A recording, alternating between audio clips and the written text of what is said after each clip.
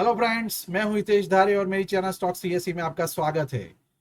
इस वीडियो में हम देखने वाले हैं कि 90% ऑफ रिटेलर्स क्यों पैसे गंवाते हैं, रिस्क रिवॉर्ड रेशियो क्या है और वो प्रैक्टिकली कैसे अप्लाई किया जा सकता है, अच्छे रिस्क रिवॉर्ड्स के साथ हम कैसे मार्केट में पैसे बना सकते हैं।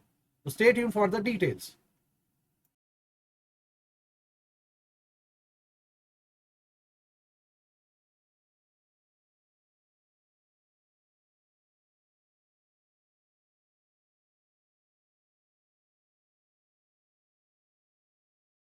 अभी रिस्क रिवॉर्ड रेशियो बहुत सिंपल है। अभी मैं किसी भी इंस्ट्रूमेंट में कोई एक इन्वेस्टमेंट करता हूँ तो उसके दो पहलू, कि भाई वो इन्वेस्टमेंट मुझे कुछ रुपया कमा के देगा या तो मार्केट में बिकॉज ऑफ लॉसेस वो रुपया गंवा के देगा। तो अगर मैं रिस्क की बात करूँ तो amount that I will be losing उसको रिस्क बोलेंगे, और रिवॉर्ड की बात कर रहा हूँ तो amount of money I will be earning that उसको बोलेंगे रिवॉर्ड। तो इस केस में अगर रिस्क 100 रुपया है और रिवॉर्ड 100 रुपया है तो मतलब रिस्क रिवॉर्ड रेशियो 1:1 का है। तो उस केस में ब्रेक इवन तब आएगा जबकि मेरा 10 अगर मैं ट्रेड लेता हूँ तो मेरा 6 ट्रेड पॉजिटिव में होगा, तो ऑब्वियसली रिस्क रिवॉर्ड के हिसाब से एक ट्रेड में मेरा पॉजिटिव टर्न अराउंड होगा। अब आगे हम देखेंगे एक टेबुलेटेड फॉर्मेट में कि अलग अलग रिस्क रिवॉर्ड का क्या इम्पैक्ट हो सकता है। अगर मेरा रिस्क रिवॉर्ड 1:2 है, मतलब मैं 100 रुपये के लॉस के अगेंस्ट में 200 रुपये कमा रहा हूँ, तो 40% के ट्रेड्स अगर आपके पॉजिटिव टर्न अराउंड होते हैं तो भी आप प्रॉफिटेबल रहते हैं, और 60% के ट्रेड अगर फेल भी होते तो 1:2 में आप प्रॉफिटेबल रहते। अगर 1:3 का रिस्क रिवॉर्ड रेशियो है तो मतलब आप 100 रुपया रिस्क में डालते हो और 300 रुपया कमाने का अंडरस्टैंडिंग लेते हो, तो उस केस में आपके जीतने के चांसेस बढ़ जाते हैं। सो हम मिनिमम 1:3 रिस्क रिवॉर्ड रेशियो के बारे में बात करने वाले हैं। अगर मैं किसी ट्रेडर ए की बात कर रहा हूँ, इसका winning ratio of risk reward है 1:1 का, जहाँ पे ट्रेडर वन को अगर रिस्क रिवॉर्ड रेशियो 1:1 से अगर वो विन करता है तो उसका विन रेट 50% रहेगा, तो भी वो ब्रेक इवन पे ही रहेगा। मतलब अगर कोई ट्रेडर 10 ट्रेड लेता है विद 1:1 रिस्क रिवॉर्ड रेशियो, उस केस में उसके 5 ट्रेड विन में रहेंगे, 5 ट्रेड लूज में रहेंगे, मतलब विन रेट 50% है और लूज रेट भी 50%। तो उस केस में ब्रेक इवन में उसको 0 रुपया मिलेगा, ठेंगा मिलेगा। अगर 1:2 वाला रिस्क रिवॉर्ड रेशियो लेंगे और विन रेट अगर उसमें 50% भी रहेगा, तो उस केस में वो एवरेज 500 रुपया कमाएगा। दैट मीन्स 5 ट्रेड में उसको पैसा मिला, रिस्क रिवॉर्ड रेशियो 1:2, मतलब 5 ट्रेड में वो 200 रुपया कमाया, मतलब 5 ट्रेड में वो 1000 रुपया कमाया, और 5 ट्रेड में उसने 100 रुपया गंवाया, तो मतलब 5 जो लूज वाले ट्रेड से उसमें उसने 500 रुपया गंवाया, तो नेट अमाउंट उसने 500 रुपये का गेन किया। अब तीसरे केस में जहाँ पे 1:3 रिस्क रिवॉर्ड रेशियो है, वहाँ पे 50% विन रेट के साथ आप 1000 रुपया कमा सकते हैं। ये उस उन केस में है जहाँ पे हम बोलते हैं कि 1:3 मतलब मैं एक ट्रेड पे 300 रुपया कमा रहा हूँ जो कि विन रेट में है, और एक ट्रेड में 100 रुपया गंवा रहा हूँ जहाँ पे वो ट्रेड लॉस में। तो ये ऐसे केस में हमारे सामने 300 के अगेंस्ट में 100 रुपये गंवाने के वजह से यहाँ पे 1000 रुपये कमाने का मौका मिलता है। बट अगर 1:3 उसी रिस्क रिवॉर्ड रेशियो में अगर मेरी विन कैपेसिटी 30% हो जाती है, 50% ना रह के 30% भी हो जाती है, तो भी मैं पॉजिटिव टर्न अराउंड में रहता हूँ। ये एक बड़ा आई ओपनिंग वाला केस सिनारियो हो सकता है। वाई? बिकॉज ऐसे केस में अ, ऐसे केस में क्या होगा कि बाय एनी मीन्स आप अगर 10 में से 3 ट्रेड भी जीतते हो या तो 7 ट्रेड हार जाते हो, फिर भी आप उसमें कमाने की पॉसिबिलिटी देख सकते हो। ये पूरे टेबल का क्रक्स ये है कि 10 ट्रेड के अलग अलग विन रेशियो के साथ और अलग अलग रिस्क रिवॉर्ड के साथ हमारा आउटकम क्या दिखता है। तो specific to the risk reward ratio, अगर रिस्क रिवॉर्ड रेशियो अच्छा रहता है तब जाके हमारा ज़्यादा ट्रेड भी लॉस में जाता है तो भी हम पॉजिटिव टर्न अराउंड के साथ काम कर सकते हैं। अब आपके सामने एंट्री एग्जिट और टारगेट्स को लेके क्या क्या कहानी हो सकती है कि इसमें क्या ध्यान में रखना चाहिए। While we are seeing all this scenario, हम प्रैक्टिकली उसको चार्ट पे देखेंगे कि रिस्क रिवॉर्ड रेशियो अप्लाई कैसे होता है और कौन सी कंडीशंस में कैसे विन किया जा सकता है, लूज किया जा सकता है। Okay, but to find out here कि भाई एंट्री कैसे लेनी है, तो आपको एक क्लियर सेटअप चाहिए जिसमें support level, resistance level, breakout level, ये सब चीज़ें पता होनी चाहिए। और आपको ये पता होना चाहिए कि कहाँ पे बाय करना है। दूसरा होना चाहिए कि जिस किसी कंडीशन में मैं बाय कर रहा हूँ उसी टाइम पे आपका मैक्सिमम लॉस डिफाइन हो जाना चाहिए। मैक्सिमम लॉस मतलब maximum risk in specific trade आपका डिफाइन होना चाहिए। सो ये स्टेप कभी भी मिस नहीं करना हमें ज़िंदगी में। अगर ये मिस कर गए तो हमारा कोई ट्रेड राम भरोसे ही चलेगा। फिर अगर टारगेट, हमारा जो टारगेट है वो मिनिमम 2 या तो 3x के फॉर्म में होना चाहिए। जो रिस्क है उससे 2 गुना या 3 गुना मिनिमम टारगेट रिवॉर्ड होना चाहिए। तो ये 3 कंडीशन जब कभी मीट करती है तभी हम ट्रेड लेंगे, अदरवाइज हम ट्रेड नहीं लेंगे। कंडीशंस के हिसाब से एंट्री फाइंड आउट करनी है, स्टॉप लॉस डिफाइन करना है, टारगेट डिफाइन करना है, और फिर क्या करना है, ऑब्वियसली ट्रेड को रिलेटिव डायरेक्शन में जाने के लिए वेट करना है। तो मैं आपको एक लाइव एग्जाम्पल पल के थ्रू ये चीज़ आपको बताऊंगा। This is one chart of से इंडिया स्विफ्ट फ्लैग। तो वो 3 कंडीशंस हमने देखी कि हमको एंट्री डिफाइन करनी होती है विद रिलेटिव सेटअप, और उसके बाद हमें स्टॉप लॉस और टारगेट डिफाइन करना। तो सिस्टम में मैं क्योंकि टेक्निकल एनालिसिस ज़्यादा करता हूँ या तो टेक्निकल एनालिसिस मुझे आता है, I do read the charts on the front of certain scenarios जहाँ पे लुक्रेटिव कंडीशंस जनरेट होती है, तो उस हिसाब से मैं एंट्री लेता हूँ।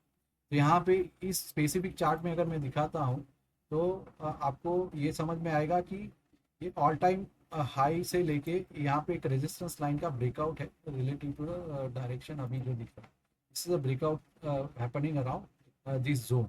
अभी ब्रेकआउट के टाइम पे एक कंसोलिडेशन का भी एक ब्रेकआउट है। तो कंसोलिडेशन ब्रेकआउट होने की वजह से यहाँ पे पोल एंड फ्लैग की generation, this is a pole which is happened right now in front of, and this is a flag which is right now getting form किया। तो फ्लैग में यहाँ पे ये breakout candle, this is a breakout candle क्योंकि यहाँ पे volume भी है और साथ में एक कंसोलिडेशन का यहाँ पे अच्छा खासा breakout zone generate. Hope you can see right now what is I am depicting here. तो मेरे लिए इस चार्ट में एक फ्लैग ब्रेकआउट जनरेट हुआ है एंड उसने मुझे एक अच्छा खासा मौका दिया है जिसमें मैं कमाने का जरिया ढूंढ सकता हूँ। ओके, सो नाउ डिसाइडेड कि इस चार्ट या तो इस कंपनी में मुझे इन्वेस्ट करना है एज पर रूल्स। जहाँ पे ब्रेकआउट है तो ब्रेकआउट कैंडल के दिन पे मेरी एक एंट्री जनरेट होगी। वो 110 या तो 111 के ऊपर जब दूसरे दिन ये स्टॉक ओपन होगा तब मैं एंट्री लूँ। फिर स्टॉप लॉस कहाँ रखेंगे, तो as per the flag breakout rule ये जो कैंडल है उसके 50% से नीचे के आसपास, 50% से 2% नीचे। तो ये कैंडल का हाई है अराउंड 113 का और लो है 98 का। तो मोटा मोटा 14 पॉइंट 15 पॉइंट का रेंज है। तो उसके बीच में अगर ये मिड पॉइंट भी गिनते हैं अराउंड 106, तो मैं मानता हूँ 102 या 103 इसका स्टॉप लॉस रहेगा। तो यहाँ पे एक लाइन में बना के रखता हूँ फॉर द स्टॉप लॉस। मान लेते हैं कि यहाँ पे 102 या 103 लेवल जो है स्टॉप लॉस का लेवल है और ये मेरा एंट्री का लेवल। ठीक है, 110 111 मेरा एंट्री का लेवल। तो यहाँ पे मेरा एंट्री कहाँ है, एंट्री इज अराउंड 111 और जो स्टॉप लॉस है वो 103 पे है। तो मेरा रिस्क कितना हुआ, अगर ये ट्रेड में मेरा स्टॉप लॉस हिट हो जाएगा तो रिस्क होगा 111 माइनस 103, मतलब कि अराउंड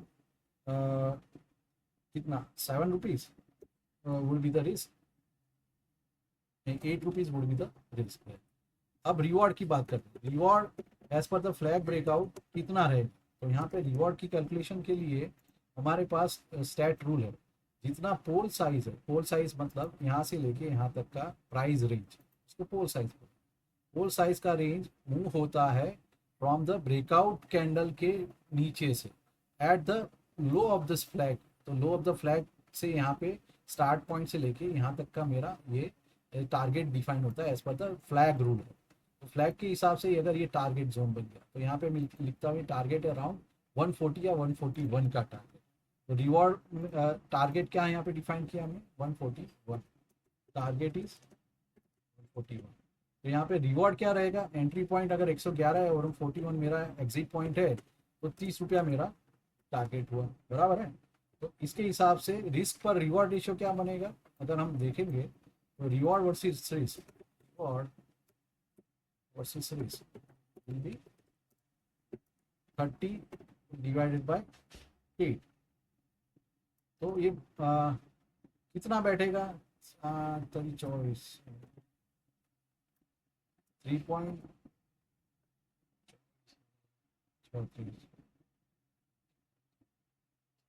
3.7 के आसपास का ये रिस्क पर रिवॉर्ड बैठेगा। तो क्योंकि ये रिस्क रिवॉर्ड 3 से ज़्यादा है, इसलिए मैं इस ट्रेड में एंट्री ले सकता हूँ। तो मैंने इस हिसाब से यहाँ पे लॉन्ग एंट्री बनाई। तो ये लॉन्ग एंट्री का मेरा ये कनेक्शन है। तो मान लो कि यहाँ पे मैंने ये टारगेट रखा और ये मेरा रिस्क रखा।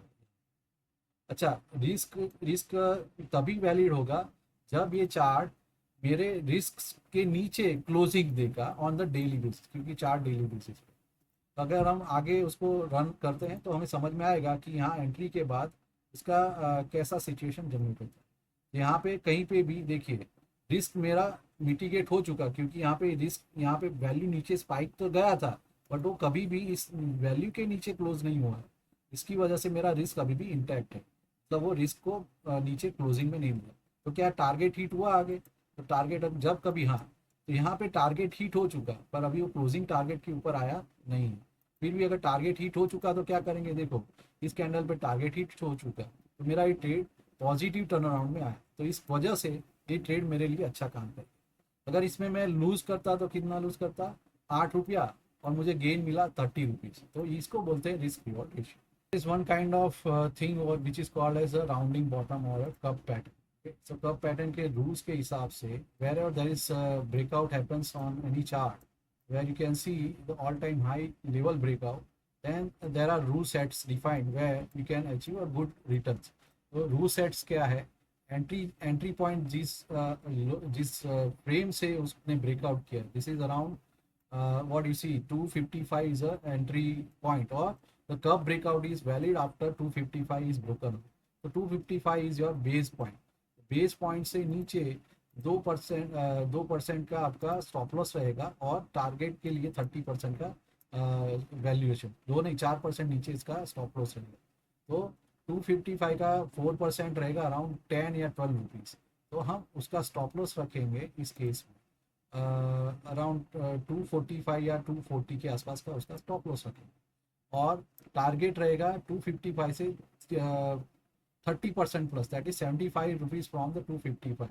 सो ऑलमोस्ट कितना बैठेगा यहाँ से, अगर हम लॉन्ग पोजीशंस की बात करते हैं तो यहाँ पे बैठेगा ये कुछ इस प्रकार।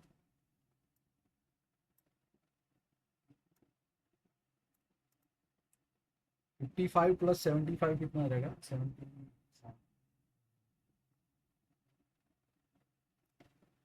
ये रहेगा 325 के आसपास, 330 के आसपास का टारगेट इसका रहेगा, 330 के आसपास का target.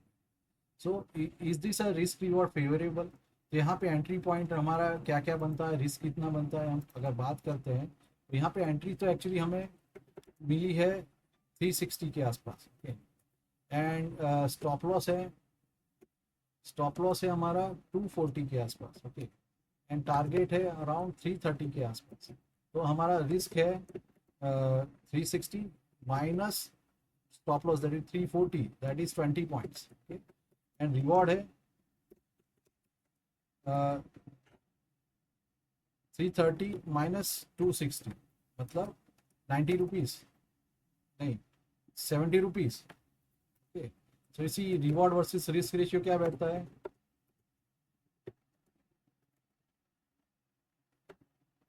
oh sorry, it is 260 minus 240, yes, so it is 20 rupees risk and 70 rupees gain. So 70 is a gain and 20 is a risk. So what is the risk reward? 3.5 gem 1, okay. This is an approximate value I'm right now calculating. So is it a favorable condition to go into the trade? So yes, if it is a favorable, we can take an entry. अगर हम entry लेते हैं तो what it is getting turn around here, ये कैसे turn around होता है देखते हैं। तो इसमें हमें क्या 30% का गेन मिलेगा आगे। तो it is again a variable period upon which we will be able to get. Now see it is reaching out to the risk zone but it has not triggered that risk so far, क्योंकि हमने rule के हिसाब से यहाँ पे risk रखा था तो उसने कभी अभी तक उसके ट्रिगर नहीं किया। यहाँ पे अभी भी टारगेट हिट नहीं हुआ है। जब टारगेट हिट होगा तो हम देखेंगे कि हमारा रिस्क रिवॉर्ड के हिसाब से गेन यहाँ पे मिला। तो इस कंडीशन में यहाँ पे टारगेट हिट हो चुका है। तो ये कंडीशंस में भी हमारा फेवरेबल रिस्क रिवॉर्ड रहा, तो अगर ये पॉजिटिव टर्न अराउंड हुआ तो हमें अच्छा खासा गेन मिल सकता है। तो फ्रेंड्स, एक बात जानने लायक है कि भाई ऐसी चीज़ें कैसे हमें मिलेगी जहाँ पे ये प्रोबेबिलिटीज बन सकती है कि जहाँ पे रिवॉर्ड्स अच्छा खासा मिले और रिस्क हमें कम लेना पड़े। तो उसके लिए ही काफ़ी सारी चीज़ें हमें लर्न करनी चाहिए, और यहाँ उसके लिए ही ये ओवरऑल वेबिनार। हमने देखा कि दो एग्जाम्पल के थ्रू कि हम ये रिस्क रिवॉर्ड कैसे अप्लाई कर सकते हैं मार्केट में। अब मान लो 10 में से हमारे 3 ही ट्रेड ऐसे पॉजिटिव टर्न अराउंड हुए, फिर भी हम यहाँ पे पॉजिटिव नेट अकाउंट के साथ मार्केट में बने रह सकते हैं। इसका अर्थ ये है कि मार्केट में बने रहने का मूल मंत्र है अच्छा रिस्क रिवॉर्ड रेशियो। अगर आपको ये वीडियो पसंद आई हो तो अपने फ्रेंड्स के साथ ज़रूर से शेयर करना, और मेरी चैनल को ज़रूर से सब्सक्राइब करना, और कमेंट करना अगर आपको ऐसे मोर कंटेंट की ज़रूरत है तो। Thank you for watching.